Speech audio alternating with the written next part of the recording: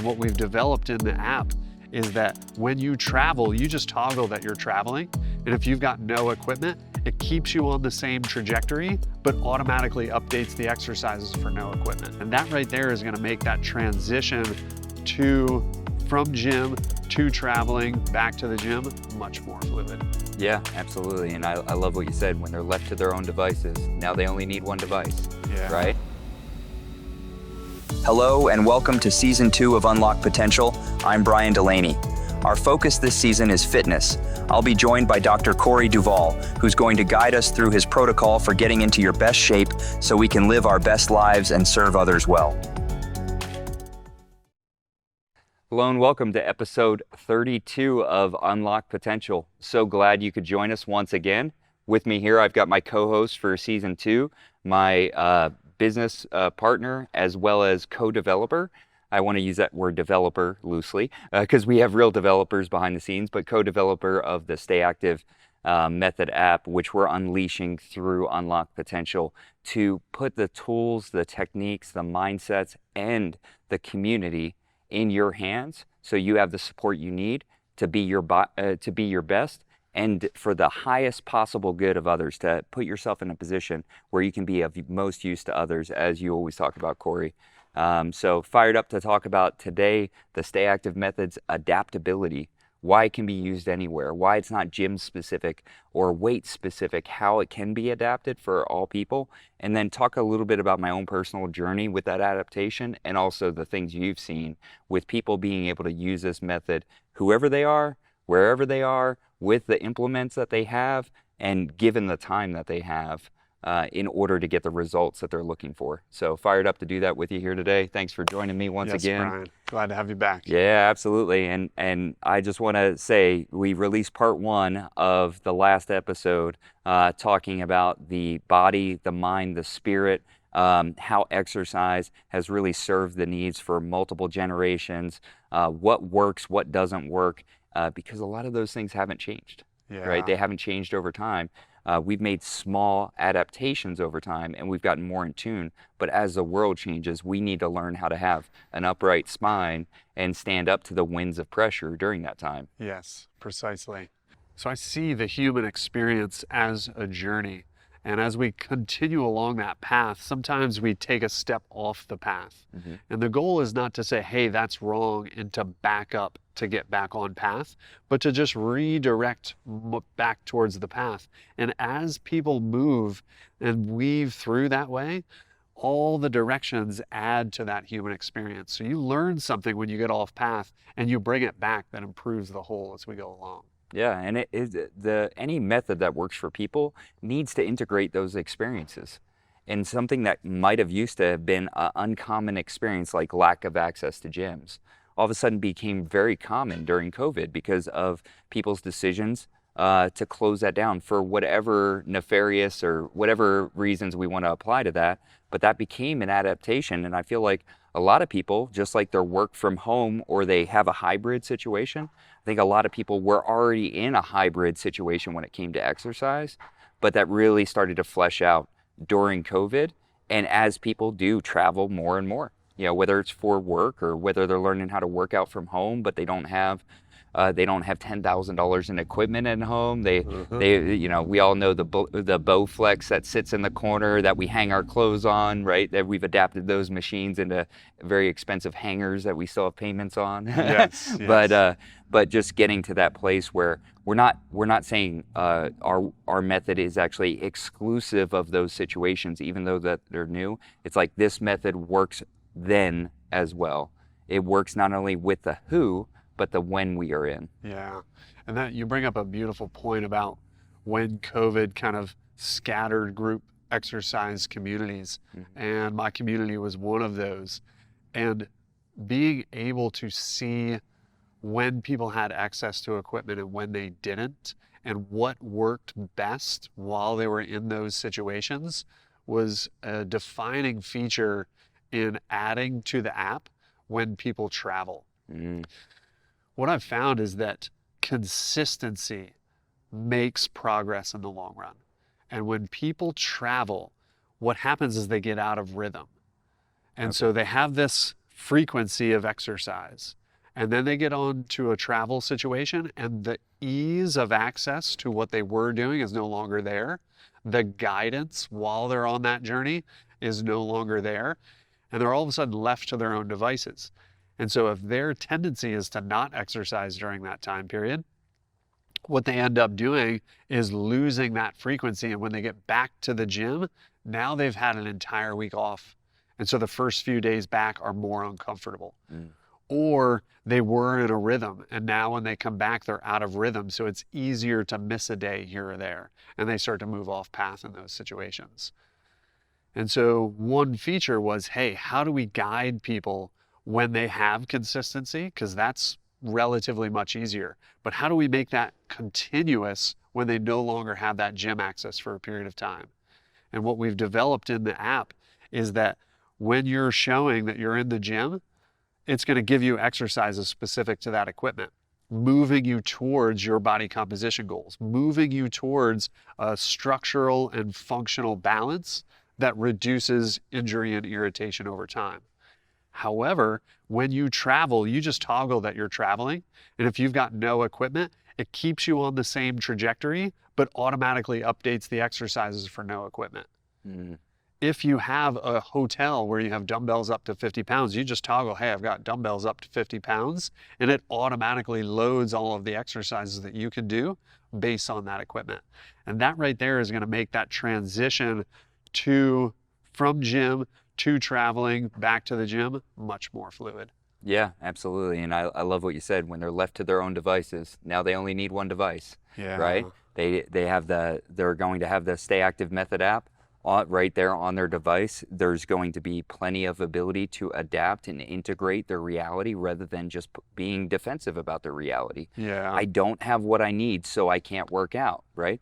This app is going to allow it to be much easier for people to do what they want to do, which is to stay disciplined, to stay consistent, to stay on the path, because it's not necessarily where they are. It's going to be more about who they are building themselves into and what they're willing to do in new environments, because you never know how often you'll end up in new environments. Life can change dramatically. You can have to go take care of parents for a period of time. You may have to travel for children's school. Is that going to be the stop to your goals?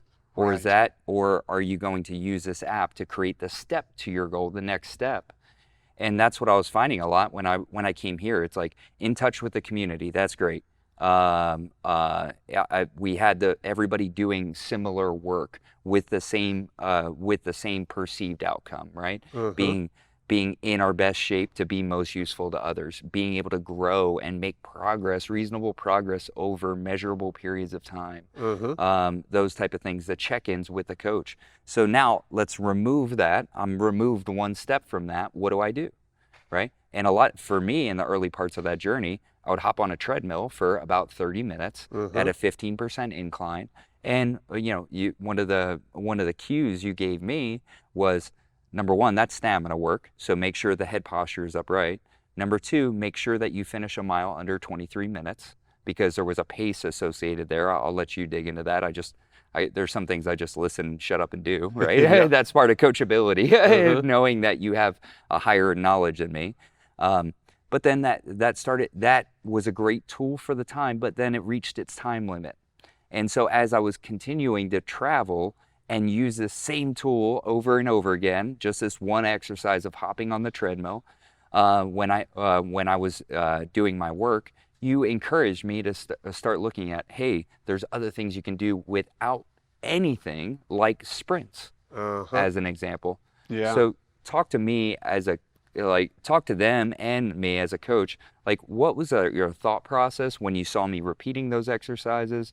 And I get to experience it now, but what's open and what's the opportunity on the other side of making those adaptations to your new environment so you can still be you, even in a different place?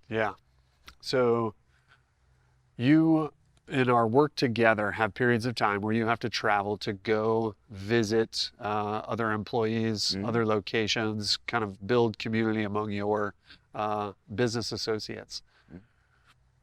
And our overarching goal early when we were working together was the release of energy that you had stored up.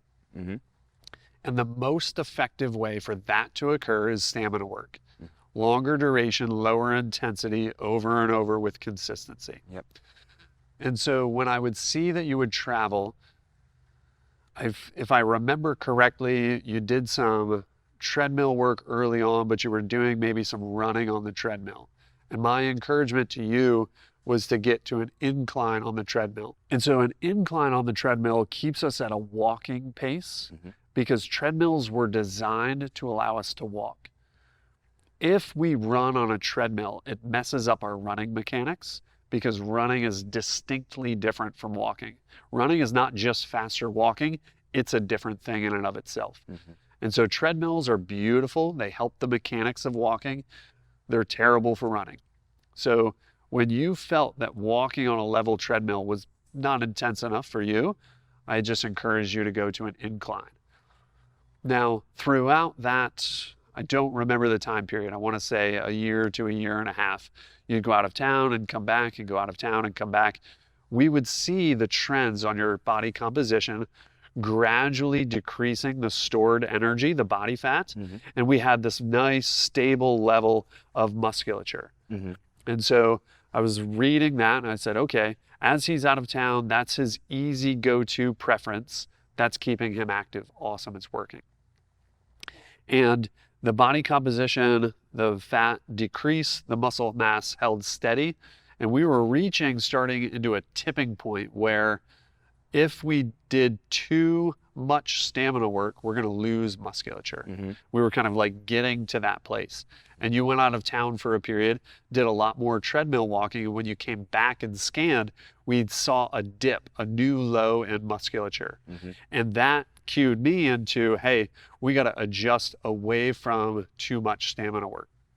So I encouraged you to check in. If you're feeling symptoms like stiff, tight, tired, stamina work on the treadmill is great.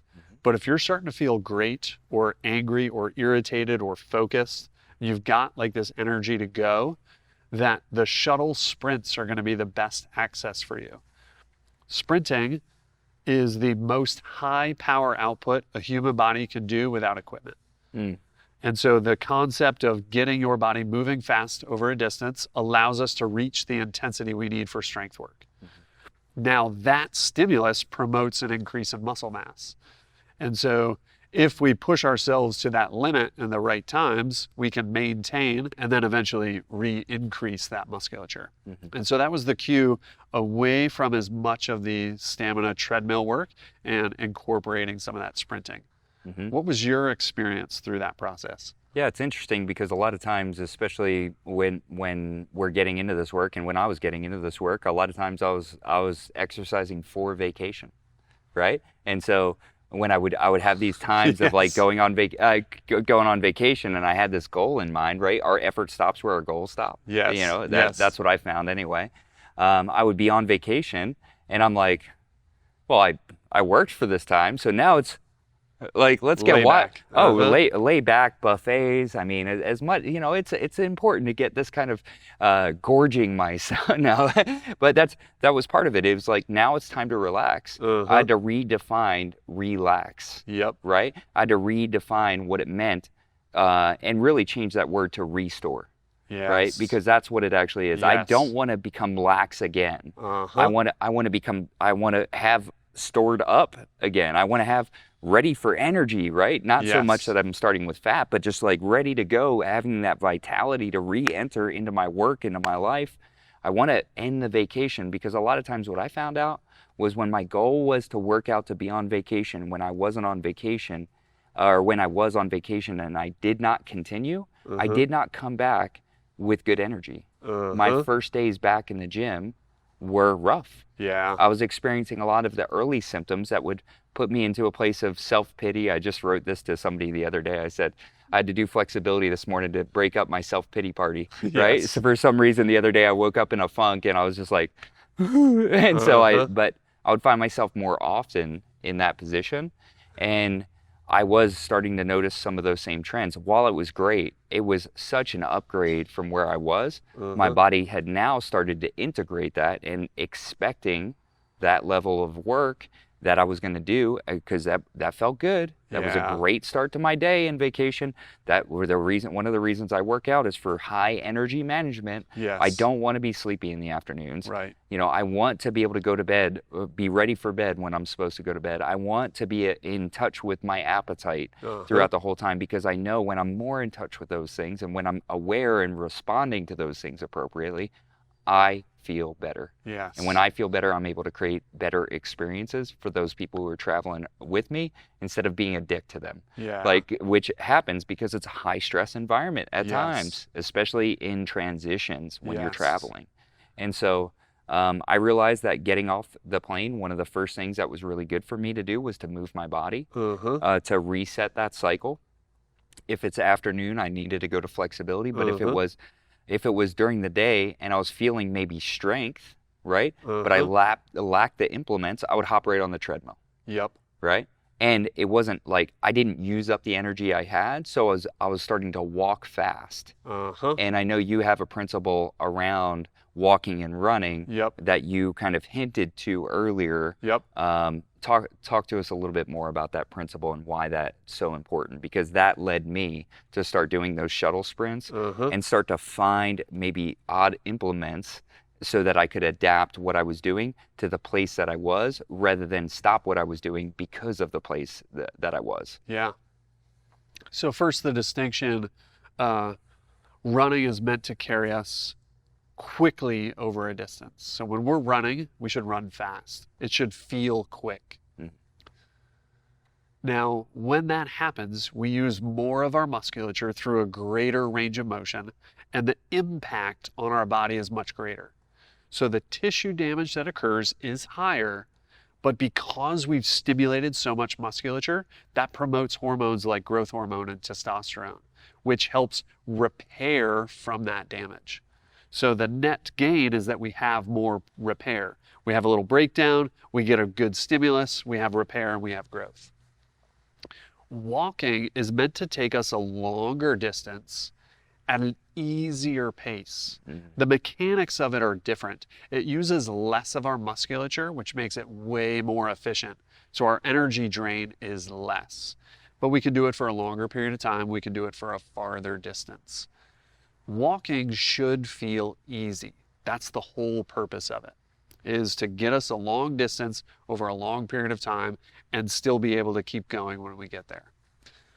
So if we have to get somewhere quick, we run. If we got to get somewhere farther and farther away, we walk easily. Now, the damage on the body is much less with walking. And so when the damage is much less, there's less to repair from. It also uses our musculature less, so we get less of a stimulus for that repair. Perfect. Low energy output, low requirement to heal, high energy output, high capacity to heal. What sometimes people do is they try to walk fast and run slow so that they can keep going while they're running. That meets in the middle is what we call jogging. Some form of walking too quickly or running too slowly ends up being jogging. Now, jogging is the worst of both worlds. It's all of the damage of sprinting and none of the musculature for the repair. So the range of motion of a jog is less than the range of motion of a sprint. So the muscle stimulus is less than it is in a sprint. But the damage is still high, because compared to walking, we're plodding along and creating a lot more impact on the body. So we get all this damage, none of the repair process that grinds us into the ground over time. That's great. You heard it here, folks. This is the next summer beef.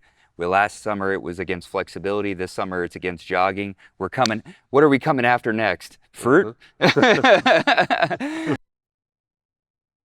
If you're tired of feeling low on energy and settling for the scraps, it's time for your personal revolution. We are helping people go from the person that they have been to the person they were truly meant to be, and helping people get to the next level in their life, their business, and their relationships. Follow us. So yeah, and that's what I was experiencing. I was starting to see that muscle decline, which for me is that, like, if I'm just looking at it, I don't want that. You know, there's something that I'm very proud of about what I've built, in myself and in this work and what this work has allowed me to do. And I want to control the controllables. But when I don't know what to do, I default to what I do know, and I'll go back to that. And sometimes we'll go someplace and I'll be feeling good, and the daily original work, maybe it contains an implement that I don't have ready access to, or there's an adjustment. And sometimes that's as simple as an axle to a barbell. Sometimes that's as simple as a kettlebell to a dumbbell, which I just did on this last trip while I was out. Right, knowing that the exercise is designed optimally for that piece of equipment. But for me to take the next step right below that is also good. Right? It's also good. And having it in my head that, okay, the next time I have an opportunity to pick up a kettlebell, I'm going to pick up a kettlebell. I'm not going to replace that again with a dumbbell. This was an adaptation, but adaptations aren't in themselves good, and adaptations aren't in themselves bad, but they are different. They are different. And so when I started to see those numbers trend down, that starts to not feel like progress for me. And that's what I'm going toward, is progress toward that. And those are some of the issues that I had before, is reading the moment and making decisions in the near term that drastically change or diminish the outcomes in the long term.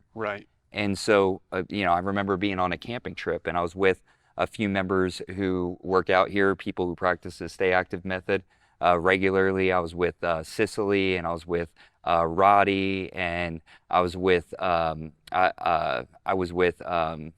Brian Lum, as well as Chelsea Ray. And we were all in this place, and we all have it in our mind. What do we do when we get up? It doesn't change because the place doesn't predict it. And because we can't always control the place. We can only influence the place, but we can control ourselves. And so we all got up, we looked around, saw that community, and we were like, okay, let's figure this out. And what we had was a big 5-gallon water jug. And I was like, this isn't a barbell, this isn't a dumbbell, this isn't an axle bar, this isn't a medicine ball, this isn't any of those things, but it is a heavy ass jug of water.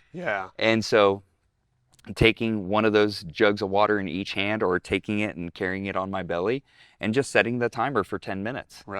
And getting through all of those things. Oh, this is weird. Oh, this isn't the implement. Oh, is this really going to work? It's getting around all those allows me to start to integrate. I can do this wherever, whenever, with whoever, with whatever. If I got a 5-gallon bucket of paint, if I've got a 5-gallon bucket of water, if I've got a rock, if I've got another person there. Yesterday, as part of movement, I was carrying my wife up our steep driveway on my back. And it was like, if I have another person, right? She's a great backpack to carry in that situation. So I found that, and through that, we had fun, built community, and got our work done together and encouraged each other.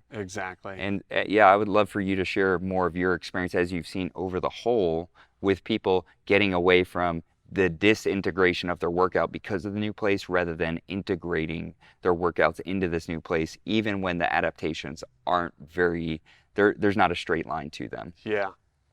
So I've noticed things in clients. The ones who travel frequently, who keep up with their exercise while they're traveling, stick with it long term. The ones who travel infrequently, so the majority of their time is in the same location, do just fine. They travel, they get a little off course. I notice that there's some resistance when they first get back, but they get back in flow because the majority of their time is in place. But the people who travel a lot and don't keep up with it struggle to actually make the progress that they want to see and feel, because they're looking at their time here as, I'm dedicating 5 to 6 days a week. I want to see 5 to 6 days a week of results. But they're in town for 3 months, gone for 2 weeks. In town for 2 months, gone for 2 weeks. In town for a month, gone for a week. Now, when you look at that 5 to 6 days a week, but they're not exercising while they're gone, it drops down to 3 to 4. 3 to 4 is largely what we see people maintain their fitness at, but not really get growth and improvement and increases. And so what they see is they're dedicating 5 to 6 days a week of consistency. But the average over the long haul is only 3 to 4. And so they see that they're falling off. They see they're not making progress. They're not willing to continue dedicating that time. They find distractions. They get out of rhythm while they're on travel, et cetera, et cetera. One of the solutions for that I realized needed to occur is that it's easy in the Stay Active Method app to see your average over time. It's easy to see that you think I'm 5 to 6 day a weeker, but you're showing a 3 to 4 day a weeker. Oh, if I'm averaging 3 to 4 days a week, I know I got to increase that. So how do I do that? So as soon as I saw that we were going to have that in the app, I was like, okay, well, if they're increasing, how do I reduce that friction for them? Because the habit is to go and, like you said, relax, get lax again. And so how do we help them to restore themselves while they're gone? Well, they've got their daily life that they're moving on from. So they get to restore because they have some extra space from that. But they're going to use their body in a way that improves that storage. How do we do that? Well, it's got to be simple. It's got to be button clicks. Now I know what I'm doing. Yep. And as long as we make that simple, I'm traveling, no equipment. Now you've got an exercise that's specific to you. I'm traveling, I have dumbbells. Boom, exercise specific to you. Because only the absolute high-end dedicated person is going to be able to go on a travel, not have a lot of good guidance, and still make it work. But everybody deserves to have progress and guidance, and that's what we're offering. Yeah, that meets their efforts, right? Exactly. And that's such a big deal, because we may see it as an exception, but when the exception becomes the average, progress becomes average. Exactly. And that's and we can trick ourselves unless we have the data to back up the feelings. The feelings probably aren't based on data. Right. And as long as we should be able to see that trust in the work that we're doing growing over time, and the flexibility of it. Yes. And what I mean by flexibility is not new ways to get out of it, but new ways to make a way in it. Like, Beautiful. How do we create new inroads into doing the same task, which is worthwhile, in a quick and easy fashion? Right. Because I don't want to feel, I didn't work out all that time to look good on vacation, to feel like an ass, like to feel, but what you just said, restore. What that means is that we get to empty out that storage, some of that stress, some of those things that we've been carrying with us, some things that just have to do with environment and proximity to work and things like that. We should be unloading a lot of that while we're on the trip in order to enlarge our capacity, to grow our capacity for work and stress and the things that are helping us get those positive results over time. Right. And that's why when we're talking about the app, we're not talking about just bringing this tool that's going to allow you to work out. We're talking about you bringing community with you. We're talking about you bringing connection with your coach with you. Yep. We're talking about integrating this thing that is right now maybe exceptional in your life to create a level of normalcy and to make growth normal, to make health normal, to make being useful normal, and to make, I was just on a cruise. They're rough. They're rough because this is where you see a lot of people who, they feed you. And most of the time from all-inclusive sort of thing. Yeah, it was on a cruise, so that you walk up to the big buffet. They don't have limits. Yeah. Like, you don't have to punch a ticket when you go up there. They've got a chocolate fountain. Like, well, you could bring a cup there if you want. I feel it requires you to be disciplined in your mindset, right, so that you can continue on. And the travel isn't a break; it's a fortification of the work that you've been doing. It's an empowerment of the work that you've been doing, and you become more equipped to be more adaptable. Right. And like you said, when we go off track a little bit, whether it's COVID, whether it's a vacation, whether it's a work trip, whether it's a time in your relationship, how many things can we bring into that growing comfort zone that allow you to say, yep, this is when I do the work too. Yep, this is when I do the work too. This is progressive. This is a lifestyle. This isn't just a fad. This isn't a fast. This isn't a sprint. Right. These are sprints inside of the larger marathon that I'm doing. Right. Yeah. So I remember when I first started doing CrossFit and traveling, that it was exciting to find a CrossFit gym to go to. And so you would travel, you'd get to a new town, you'd look up what the local CrossFit gym is, you hop into a class.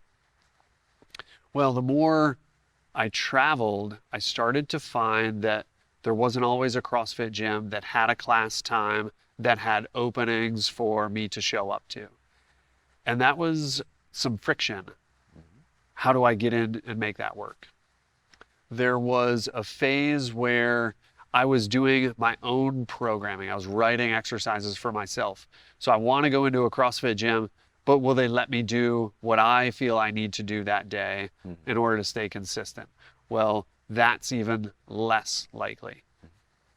Then I started to find that as I was traveling, that when there were those frictions and I didn't execute, I felt bad about myself. And as I felt bad about myself, I started like trying to make up for that. Oh, well, it's okay if you just don't exercise while you're traveling. And so you make up these excuses. And I'm like a very driven individual, but I noticed myself like making those accommodations so that I wasn't so uncomfortable with not being able to exercise while I was traveling. And as I continued along and started like incorporating a lot of the biofeedback, how's my body feeling while I'm traveling? And based on how I'm feeling, what should I do for exercise? I started to see that, hey, if I just simply do some activity based on how I'm feeling, I'm engaged in exercise that way. And so if I have a gym to go to and I can do that, awesome. And if I don't, it's about just doing what my body needs for that day in order to be steadier as I travel. And so that was where I really started to pull together what are the implements, what are the key features of the exercise program that I need to carry in whether I have equipment or not. And that's how we started to differentiate travel exercise versus in the gym exercise. What are the key threads that when I come back are going to show that I lost musculature or maintained it or increased it?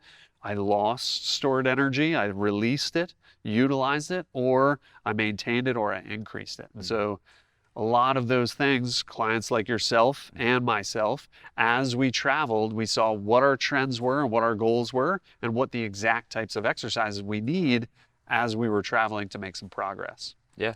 And, you know, now, if you have one kettlebell that you can take with you, I did that to a music festival down in Florida last year. I had one kettlebell, I took it with me, and I just did the exercises based on that kettlebell. If you have no equipment whatsoever, here are the exact types of exercises you're going to need if you have no equipment. It's going to be super simple. Yeah. Yeah, and that's actually what I encountered on this trip. So I go down, we're taking a team cruise. One of my top guys in my company just hit the top contract. His team really pushed with him. He was rewarding his team. He had brought his whole team on the cruise, and so the team tugboat went on a cruise, which was a ton of fun. And they are the tugboat of our agency, absolutely. And we had a great time on that trip. But the first day, I walk into the hotel gym, and there was a purple and a teal dumbbell there, which were somewhere between 5 and 7 pounds, but they weren't the same. And then there was a treadmill that was occupied and an empty water station. That's what the hotel gym was. And I was like, well, I could get it done there, but let me just check and see what's around. Yeah. I found an open gym right around the corner. Didn't say it was CrossFit, said that they had offered some CrossFit things, but it was very convenient. It was right around the corner. And typically to drop into one of those places, $20 to $25. Yep. I was like, small price to pay for how I'm going to feel later, because when I travel, I sit a lot. And so I want my body to be prepared for that. Yep. Because sitting, for me at this stage, it's people talk about sitting is the new smoking. Yeah. Smoking's probably the new smoking, but sitting also isn't good. Yes. And so I wanted my body to be ready for that so that I could stay engaged even when I was sitting, so I could feel good later on. And so I go into this open gym, and the owner is in there doing a workout, and he's got some stuff written up on the board, on the whiteboard, CrossFit style. which is fun. I've got my workout, and I've got a few of the implements. Yeah. Now, even when I was in that ideal environment, I still needed to adapt the implements. Yep. It just wasn't as far of an adaptation. Right. So I paid my $20. I go into that place. I got an awesome 50 to 55 minutes of work in that morning. That felt freaking good. Yeah. Next day, I go in, and there's a workout room on the ship. And I was feeling stamina, so I started off by doing the walk on the treadmill. Yeah. And then I went into some other stamina exercise and ended up with a strength exercise. It's perfect. Well, on the last day of the cruise, we had to exit our rooms by 8 a.m. So I go, and I see that the gym is locked up. It's closed. I can't get in there. But this is not a rest day for me. Right. And I'm trying not to adjust my rest day, because Corey is a tyrant. No, I'm just kidding. No, it's hold a firm boundary. He holds a firm. I didn't want to get hit when I got back to the gym. He throws pads and these boxes at me. He just gets so no. I knew that was going to be another long day of travel, and for me to get out of rhythm and be out of my element, that means I'm controlling two things I can't control. So what can I control? There's a walking area on the top. There was a walking area on the top. I was in a very stamina-esque. I was feeling those responses. I was tired. I was groggy. I was feeling a little bit anxious. I was feeling some of the stuff, but mostly kind of tired and groggy. A little bit stiff from the day before in my workout. So I just start walking around. And the craziest thing happened. I felt like I was alone in that work. But soon enough, one of the folks from my community, my work community, sees me out there, and he starts walking with me. And we get to talking, we get to connect during that time. And all of a sudden now, it's not just me doing the workout. I've built this community. And I feel like if I were to ask other people, why didn't you come out and walk with us that morning? That was an awesome time. We were ready for the day. I didn't know it, but I had 12 hours of travel coming up that day because of delayed flights and things like that. But what we hear a lot of times is oh, well, if I knew you guys were going to do that, I would have been there.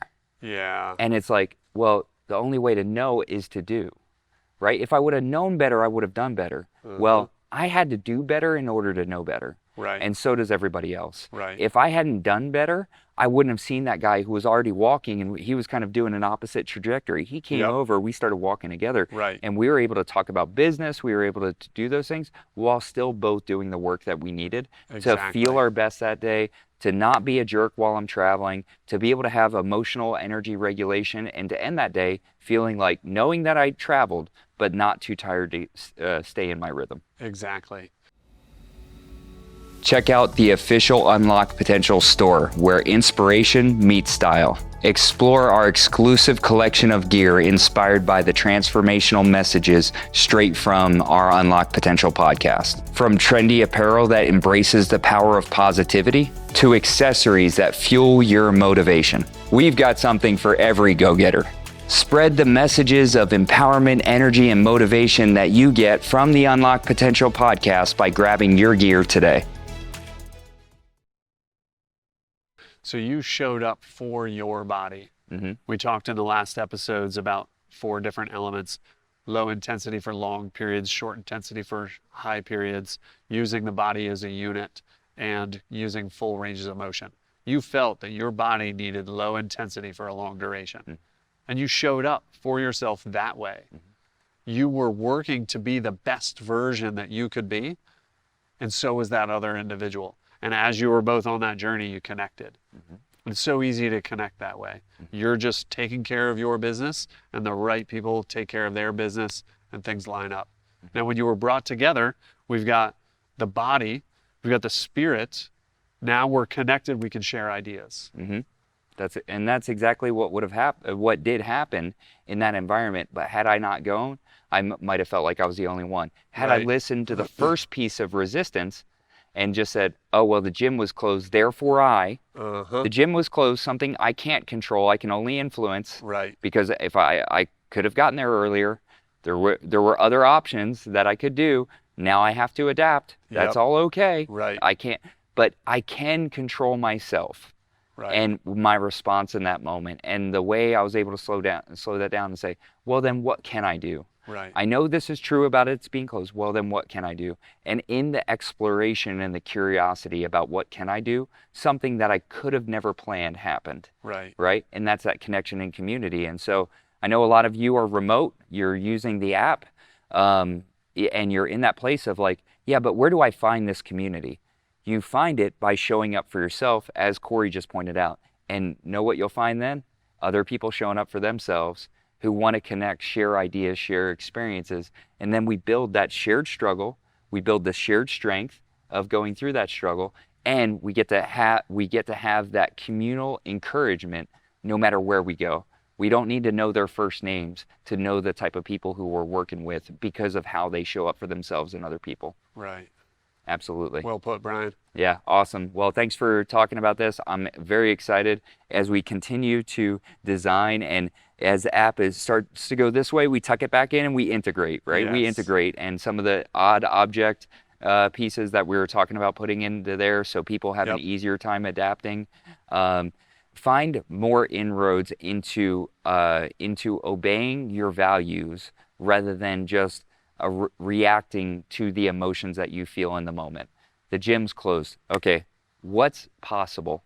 What can I find now that I'm out of my normal routine that I can integrate later because this happened, so it probably can happen again?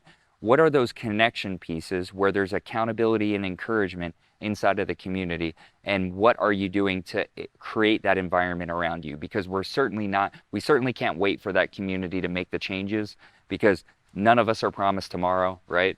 I heard somebody say, you only live once, but you only die once. You get to live all the time, I think, is the thing. So we never know when. We just can't wait for somebody else to do it. Somebody else probably is doing it. We just need to put ourselves in the place of maximal resources and community and connection by showing up for others. And that's exactly what you've built here. And that's exactly what we're building and facilitating through this app.